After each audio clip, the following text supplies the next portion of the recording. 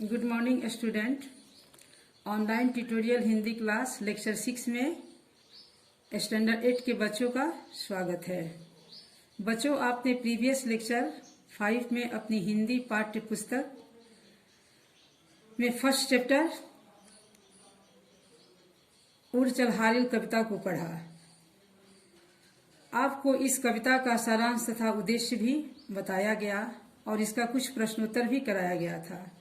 आज हम लेक्चर 6 में इस कविता का दूसरा प्रश्नोत्तर लिखेंगे। बच्चों, आप इसको नोट करेंगे।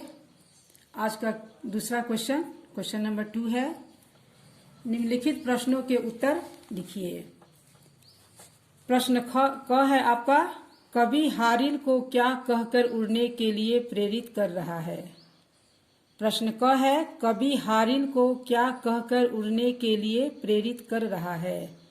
इस क्वेश्चन का आंसर होगा, कवि हारिल को प्रेरित करते हुए कह रहे हैं कि सवेरा हो गया है, अब किसी का इंतजार किए बिना तथा किसी पर भरोसा किए बिना अकेले ही आसमान में उड़ान भरो।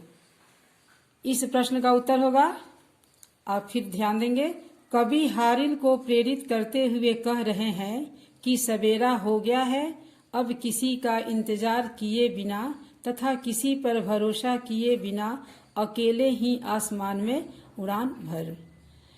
प्रश्न ख है, निर्माण के विषय में कवि हारिल से क्या कहता है।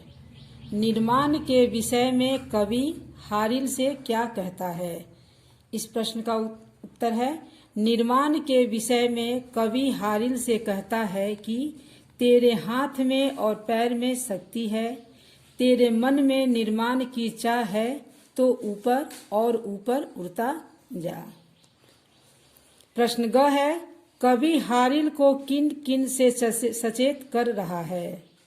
कवि हारिल को किन किन से सचेत कर रहा है। इस प्रश्न का उत्तर होगा, कवि हारिल को दशों दिशाओं के सुने आसमान की विशालता तथा जगत का उसके प्रति उपहास या मजाक उड़ाकर पथ से भटकने के प्रति सचेत कर रहे हैं।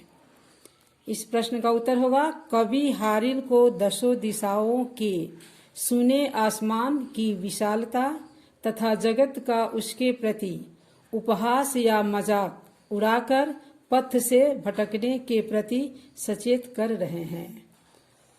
प्रश्न घ है, पहले पद में तिनके को ओछा तथा अंतिम पद में पावन क्यों कहा गया है। पहले पद में तिनके को ओछा और अंतिम पद में पावन क्यों कहा गया है। इस प्रश्न का उत्तर है, पहले पद में तिनकों को ओछा इसलिए कहा गया क्योंकि उड़ने से पहले हारिल में साहस की कमी थी और यह तिनका उसका छोटा सा सहारा था। परंतु अंतिम पद में तिनके को पावन इसलिए कहा गया है क्योंकि उसी छोटे से तिनके के सहारे हारिल आसमान की ऊंचाइयां छू पाता है, इसलिए वह तिनका उसकी दृष्टि में पावन बन जाता है। बच्चों, आज आपका क्वेश्चन नंबर 2 जो कंप्लीट हुआ। नेक्स्ट क्लास में फिर अगले क्वेश्चन के साथ हम मिलेंगे। आप इस प्रश्न को याद अवश्य करें और याद करने के उपरांत इसे लिखें भी। तब तक आज के क्लास के लिए धन्यवाद।